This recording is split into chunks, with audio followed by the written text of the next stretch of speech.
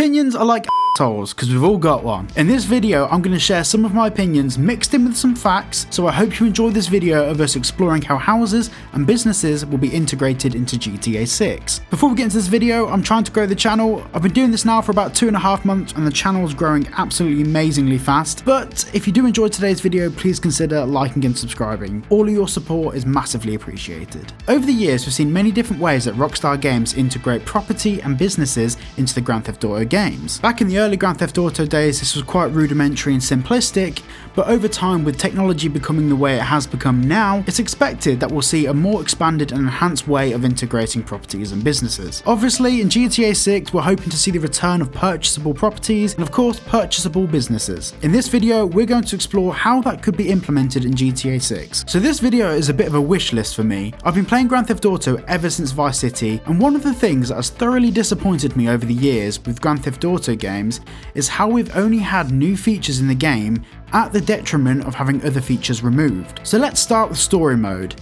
Later in the video, we'll then move on to GTA Online. In Grand Theft Auto Vice City, I loved the houses you could buy, and how they represented typical 1980s Miami excess, and living a high lifestyle. With GTA 6 returning back to Vice City, I can't wait to see how Rockstar Games will reimagine Miami in modern times. This, combined with the technological advancements we now have with ray tracing, realistic world lighting, and of course, unbelievably high resolution textures, being able to purchase an apartment, house, or maybe even a large super yacht, as we've seen from the boats in the trailer, that would be amazing. Going back to GTA 5, when Franklin is given the house in Vinewood Hills as a result of money being laundered from a previous heist, it was a little disheartening, and the reason for this was in games such as GTA Vice City, being able to choose a safe house to purchase and being able to see expensive properties that you could work your way up towards was an incentive for you to graft throughout the whole of the story mode, and it was a reason for you to get better at the game and find other ways to make money, whether that be vigilante missions, taxi missions, whatever it might be,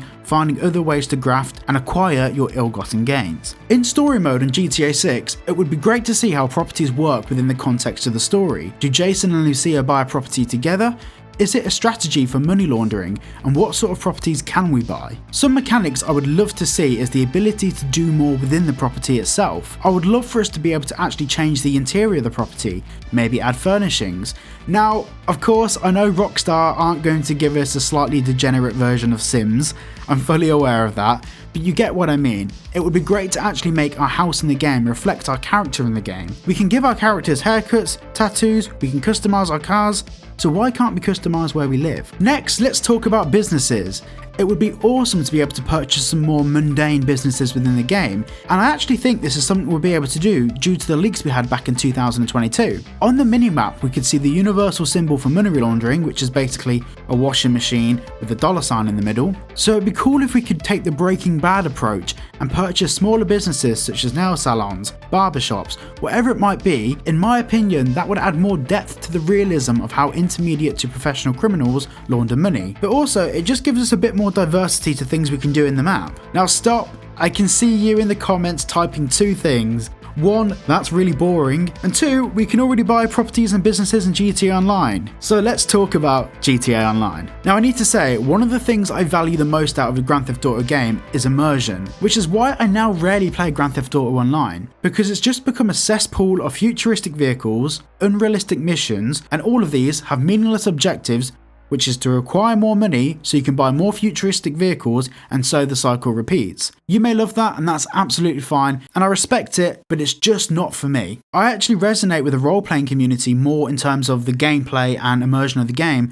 because that's a community of people that are trying to make it more immersive, and of course, as I mentioned earlier in the video, that's what I value. The whole current online mechanism for buying and owning properties in GTA Online, for me, in my opinion, isn't very good. Buying a house online and having 10 characters all waiting outside your house because you've all bought the same one is a weird dynamic that kind of ruins the immersion of the game a little bit. Being able to see a more varied array of properties in GTA 6 would be great. I know we have a decent amount of properties in GTA Online now, but once again, they're all pretty similar, and of course, when GTA 5 launched, if my memory serves me correctly, we only had about 4 or 5 properties to choose from to begin with. So it'd be great to see just a more diverse array of properties, whether it be a property out in the Everglades, grass rivers, whether that be super yachts that you can live on, whether that be pontoon houses or houses alongside the water in Vice City where you can park your boat up outside. It would just be nice to see more of more. So in terms of Grand Theft Auto 6 online, and the businesses we may expect to see within it, I'm assuming we'll probably see something similar to what we get in story mode, but just expanded upon to work with a lobby full of more people. Now something I'm a little bit unsure about, and of course, like I've said probably 10 times throughout this video, you're more than welcome to agree and these are just my opinions, but I'm a little bit worried that GTA 6 online will become the same as GTA 5 online. Now in some of my other videos people have corrected me saying, well, GTA 5 and GTA 5 Online are now two different games. I know, I'm just trying to separate it out because we're talking about GTA Online now and the GTA Online we'll have when GTA 6 comes out. It's all a bit confusing. But I'm a bit worried that the GTA Online will become very similar to what it is now. And like I said, I understand a lot of people enjoy it for what it is now, but I also know there's a whole community of people that just don't play it because it's a bit of a mess. I'm hoping that we won't be going through this fully realistic, immersive, downtown Vice City vibe, and all of a sudden someone's coming along on a hoverbike. It just kind of breaks that sense of realism, which is very clear Rockstar put a lot of work into create with GTA 6. So how that meshes and how that merges, whether it be separate lobbies or different game objectives for different people, I'll be really interested to see how that works.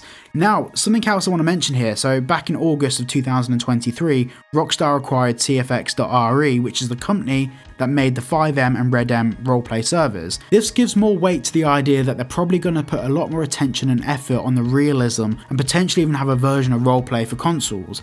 That would be amazing, because I think that there's a lot of people out there that do want a more realistic gameplay experience that may not necessarily have the money to go out and buy a gaming PC as well as their consoles, so making that more accessible to console players would be absolutely insane. And the reason why this is important is because the roleplay community have actually introduced a lot of different functionality through their RP servers that allow more buildings to be enterable and more activities to take place within those buildings.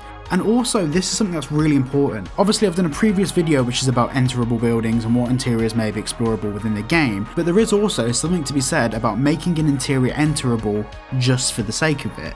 Now, I think it's important in some parts of the game to have enterable interiors that are just there, that don't serve a purpose, because not every single interior within a game needs to serve a purpose, especially when it comes to the storyline. But having buildings dotted throughout the map that are enterable, that have different interiors, that are maybe purchasable, and maybe it's part of a business you can purchase, that adds to the realism. Being able to go into a random business on a high street somewhere and being able to choose from 100 different businesses on a high street breaks down that barrier of it being a game and making it feel more realistic. Now, of course, realism isn't just defined by the amount of properties you can buy or the amount of businesses you can buy. Realism is essentially just a descriptive word that we've given to the way we feel while playing a game, whether it feels realistic or not. And what makes something feel realistic or not is purely subjective to every single person watching this. Some people might want this to be a realistic shooter game. Some people might want this to be a realistic driving game. Some people might want this to be more Fortnite-esque with different game modes and stuff. And some people, like myself, just want to see a realistic attempt at Rockstar making a version of Miami. And what the role-playing community has given us are the tools to make that possible, which is why back last year, that's why Rockstar bought them, because Rockstar can clearly see the value of having a roleplay server or a role-playing community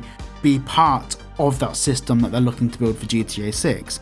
Now, a lot of people in the past have commented on my videos doubling down on the fact that they think Rockstar is going to add more futuristic vehicles and it's all going to be flying cars and all of that sort of stuff. And I don't think I agree with that. For two reasons. I'm biased, I don't want to agree with it. And secondly, Rockstar have spent a lot of money firstly buying companies like CFX.RE, but also at the same time they're creating new technology to be used within the game, for example a more advanced police system. All of that stuff they wouldn't spend time and money on if it wasn't going to add any value to the gameplay. So it is worth bearing that in mind. But I'm really keen to hear all of your thoughts about this, how you think properties and businesses all tie together to build like an immersive picture of a realistic world. Or maybe if you think that won't be the case, I'd be really keen to hear what your thoughts are.